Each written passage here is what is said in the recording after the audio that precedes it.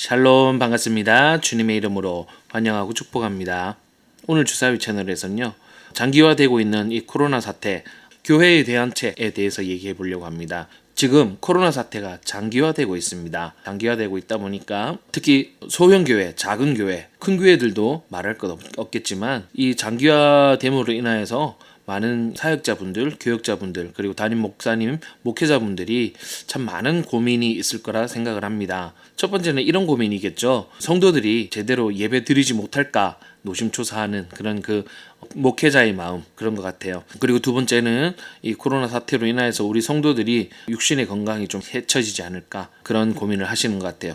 즉 말해서 영적인 부분에서 그리고 육신적인 부분에서 그리고 삶의 부분에서 우리 성도님들이 많은 좀 어려움 속에 있는 것 같아가지고 신앙생활을 제대로 하지 못할까 그런 걱정들이 많을 것 같은데, 교회 규모가 큰 교회들은 나름대로 여러 가지 자구책들을 가지고 있지만 제가 사역하고 있는 교회 기준으로만 보더라도 모든 소모임들이 다 금지가 되고 심지어 주일 예배까지도 온라인 예배로 전환됨으로 인하여서 많은 불편함들을 지금 겪고 있습니다. 특히 저희 교회 같은 경우에는 노인대학을 하는 교회다 보니까 어르신들이 많아요. 이 어르신들이 어떻게 온라인 예배를 드릴 수 있을까에 대한 부분들도 있고요.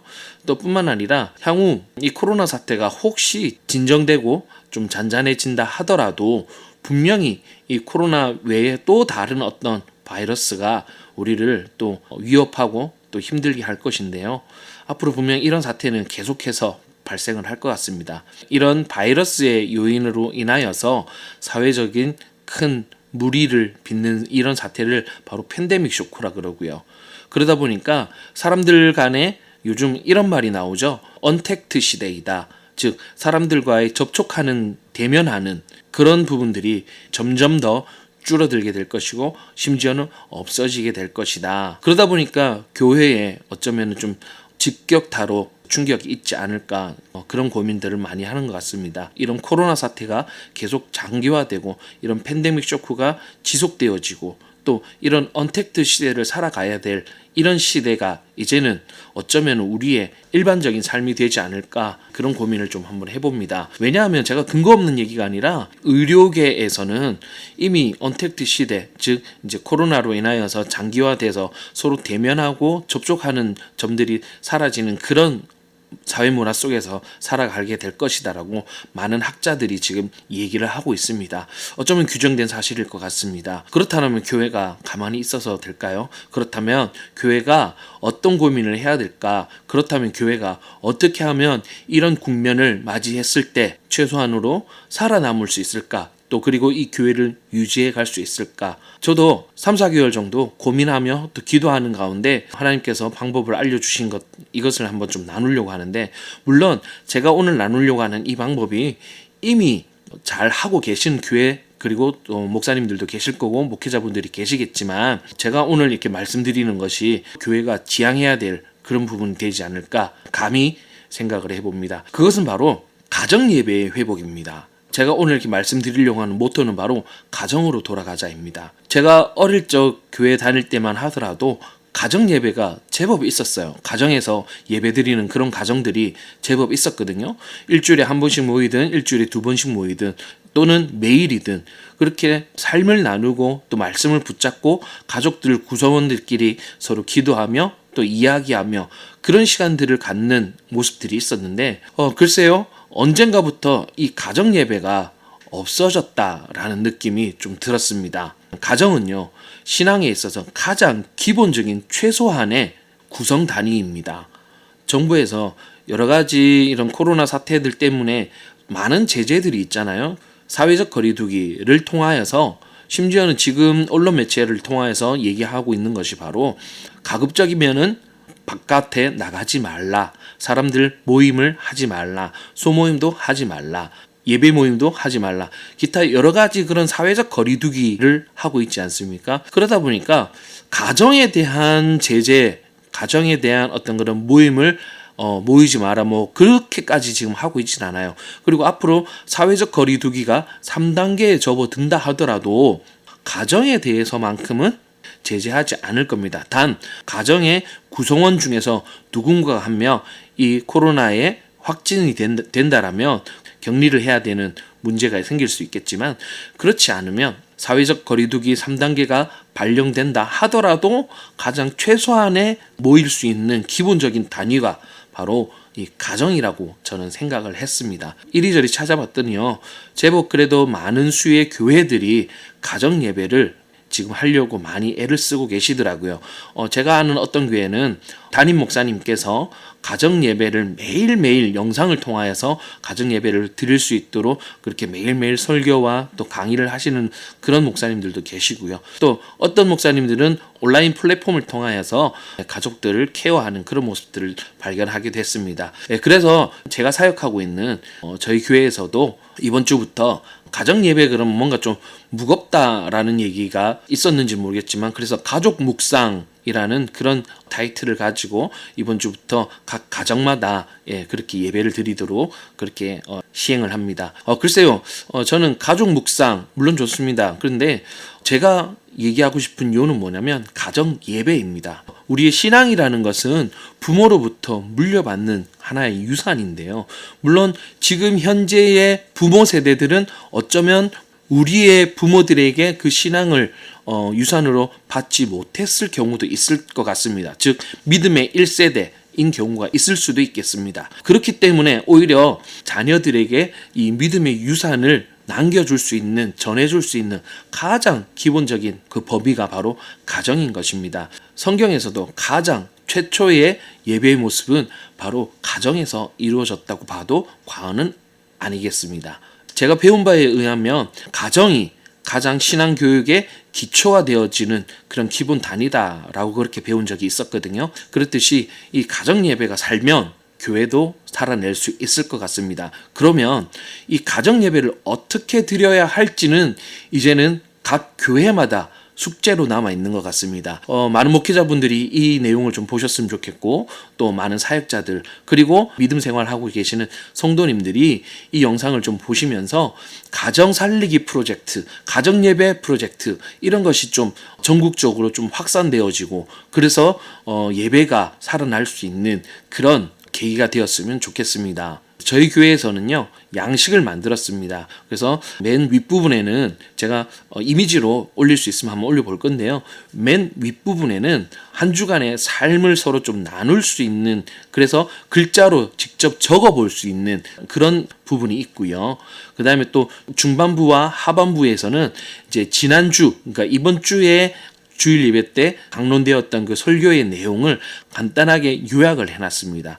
그리고 간단하게 요약한 이 내용을 가지고 가족 구성원들끼리 서로 간에 깨달았던 점, 느꼈던 점, 그런 부분들을 서로 좀 이야기하고 글로써 이렇게 적어보는 그런 공간을 만들었고요. 그래서 최종적으로 이번 주 이 말씀에 대해서 한 문장 또는 한 단어, 그런 제한 없이 저희 교회에서는 5글자로 표현해 봅시다. 표현 방법을 한번 만들어 봤습니다. 이렇게 해서 가족들 간에 서로 좀 더 대화를 하고 이야기를 조금 더 많이 나눌 수 있고, 또 우리 자녀들이 또 우리 부모가 어떤 삶을 살고 있고 또 어떤 고민을 하고 있는지 서로에 대해서 좀 이렇게 이야기할 수 있는 그런 시간이 되었으면 좋겠다 싶은 생각이 들고요. 사실 지금 어떤 가정들은 좀 이렇게 가족 구성원들끼리 부모 세대와 자녀 세대가 좀 대면대면한 그런 가족들도 분명히 있으리라 저는 생각을 합니다.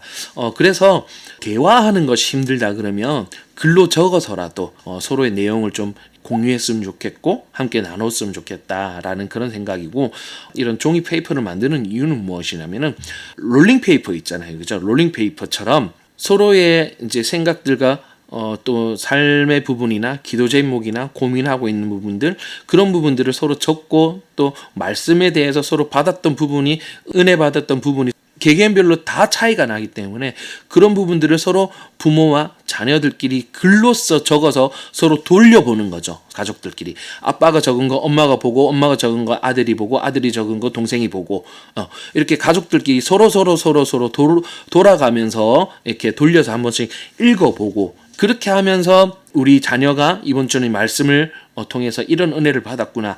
우리 부모님이 이번 주는 말씀을 통하여서 이런 은혜를 받았구나. 그리고 또 윗부분에는 한 주간의 삶을 나누는 부분이 있습니다. 거기에는요, 제한사항이 없어요. 고민을 적어도 좋고요. 부모에게 하고 싶은 말을 적어도 좋고, 자녀에게 하고 싶은 말도 좋고, 그 다음에 한 주간의 계획이나 또 반성이나 또는 고민거리나 기도 제목 등을 적어봄으로 인하여서 서로의 생각들을 좀 나눌 수 있는 계기들을 마련했고요. 다만 주의하셔야 될 것은 첫 번째, 모임 시간을 가급적이면은 가족이 모두 함께 모일 수 있는 시간, 단 5분, 10분이라도 상관없어요. 모일 수 있는 시간을 꼭 만드셔야 된다는 겁니다. 대신에 사전에 이루어져야 될 것은 무엇이냐면, 저희는 저희 교회에서 이렇게 페이퍼를 이렇게 온라인상으로 또 오프라인상으로 또 나눠 드렸는데, 그것을 각 개개인이 한 장씩 가지고서 적어야 됩니다. 적고 이제 함께 모였을 때는 이 적은 내용에 대해서 서로 이야기하고 나누는 그런 자리가 되었으면 좋겠고, 또 두 번째 중요한 것은 무엇이냐면, 특히 부모 세대들은 우리 자녀들에게 바램이나 강요나 이렇게 했으면 좋겠다, 저렇게 했으면 좋겠다, 어떤 그런 부담감을 갖지 않았으면 좋겠습니다.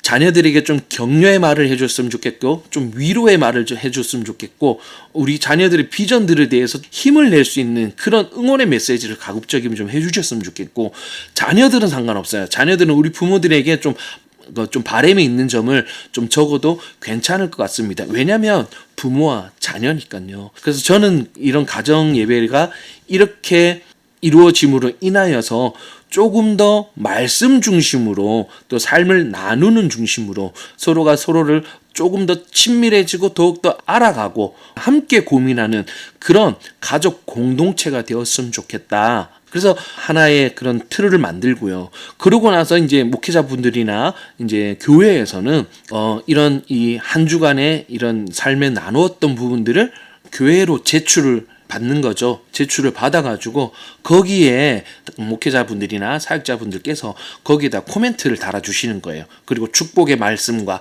축복의 메시지를 그 가정 개개인별로 하나씩 적어서 다시 또 되돌려드리고, 그렇게 좀 이렇게 롤링 페이퍼처럼 삶을 글로 적고 생각을 공유하고 그렇게 좀 케어해 갈 수 있는 그런 가정 예배의 모습이 되었으면 좋겠다 라고 저는 생각을 합니다. 물론 아직 어떻게 보면 좀 시행착오도 겪어봐야 될 것 같고, 조금 더 내용이나 또 여러 가지 면에서 조금 더 많이 다듬어야 되지만, 중요한 것은 방법이 중요한 것이 아니라 함께 모여서 예배하는 예배 공동체, 가족 공동체를 만들어가는 것이, 그것이 오늘 제가 말씀드리고자 하는 이 메시지의 비전이고 목표입니다. 할렐루야. 그리고 또 하나 또 고민해 봐야 될 것은 무엇이냐면, 우리 믿지 않는 가정 속에서 나오시는 분들 있잖아요. 그분들은 어떻게 할 거예요? 그래서 지금 사실 이 부분은 아직 조금 더 고민을 해봐야 되긴 합니다. 이 부분은 일단은 지금 이렇게 한번 생각해 봤습니다. 온라인 플랫폼을 통하여서 접촉하는 거죠. 즉, 지금은 온라인 플랫폼들이 잘 되어 있잖아요. 그죠? 줌이라는 것도 있고요. 이런 것들을 통하여서 믿음의 가정이 아닌 나 홀로 신앙생활을 하고 나 홀로 믿음 생활을 하시는 그런 우리 성도님들을 한 4-5명씩, 한 2-3명씩 이렇게 시간을 정해가지고 담임 목회자나 사역자나 담당 교육자나 서로 분담해서 담당하면 좋을 것 같습니다. 저희 교회 같은 경우에는 일단 저희 교회는 청년들이 믿지 않는 가정에서 나오는 그런 우리 지체들이 좀 많아서, 당장 이번 주, 제가 오늘 영상 찍고 있는 월요일인데요. 이 월요일 저녁부터 온라인을 통하여서 모임을 가지려고 합니다. 혹시 제가 그 온라인 모임을 하는 영상을 찍을 수 있으면 한번 찍어 보도록 할게요. 물론 아직도 많은 고민거리들이 있고 아직도 많이 이런 부분에 대해서 보완해야 될 점이 많지만, 중요한 것은 우리 목회자분들, 우리 목사님들, 우리 사역자들이 가장 먼저 염려하는 것이 바로 일주일간의 삶 속에서 주일 단 하루가 함께 모여 예배하고 또 서로 얼굴 보며 같이 식사하며 그렇게 모여서 교제하고 나눔으로 인해서 서로 케어하고 확인하고 그리고 또 위로하고 격려했던 그런 부분들을 어쩌면 앞으로 이제 할 수 없기 때문에 이런 부분들에서 많이 고민을 할 거고요. 기억해 보건대 코로나 사태가 우리나라에 처음 확산이 되기 시작하면서 3월 첫째 주부터 온라인 예배로 전국적으로 다 전환하는 그런 시기가 있었습니다. 그때 많은 교회들이 혼란스러워 했었고요. 그때 많은 목회자분들이 당황해했었고 성도님들 또한 그것 때문에 좀 불편해 했었습니다. 근데 가장 큰 궁극적인 문제는 무엇이었냐면 바로 그거죠. 함께 대면해서 함께 모여서 예배할 수 없다 보니까 신앙생활을 제대로 잘 하고 있는지, 영적인 상태를 잘 유지해 가고 있는지에 대한 가장 큰 고민이 있었을 거예요. 그때 저는 그런 그 고민과 함께 어떤 생각이 들었었냐면 바로 이거예요. 이제는 일반 성도들이 개인의 삶 속에서 절대적으로 하나님을 붙잡고 살아낼 수 있는 그 정도의 신앙의 성장과 성숙이 있어져야겠다. 어쩌면 교회가 앞으로 지향해야 될 부분이 바로 그런 부분이 아닐까 생각을 합니다.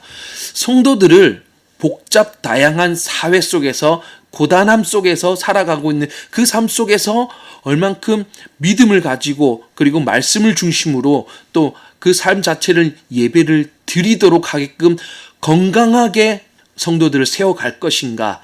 사실은 그것이 그동안 교회들이 해왔어야 될, 즉 이 성도들을 삶의 터전으로 파송하고 내보낼 때 말씀과 또 은혜로 그리고 기도와 또 양육으로 그렇게 좀 내보냈었잖아요. 그것이 이제는 결과로 나타내야 될 그런 시점이라 저는 생각을 했었습니다. 그렇듯이 이제는 성도들이 삶의 자리에서 하나님을 만나고 성도들이 삶의 자리에서 예배를 회복하고 성도들이 스스로가 영적으로 강해지는 그런 성도가 되도록 교회가 키워냈었어야 된다는 것입니다. 조금은 아쉬움은 있는지 모르겠지만요. 아직도 늦지 않았습니다. 어쩌면은 이것이 하나님께서 이 코로나를 통해서 이 대한민국 교회에 하나님께서 요구하시는 부분이 아닐까 저는 그렇게 생각을 해봅니다. 아무쪼록 힘들고 어려운 시기 응원하겠습니다. 기도하겠습니다. 힘내십시오. 우리는 반드시 이것을 하나님과 함께 이겨낼 것입니다. 앞으로 조금 더 이 내용에 대해서 좀 더 많이 연구하고 고민해서 또 더 좋은 그런 또 내용을 가지고 찾아뵐 수 있도록 하겠습니다. 감사합니다. 샬롬.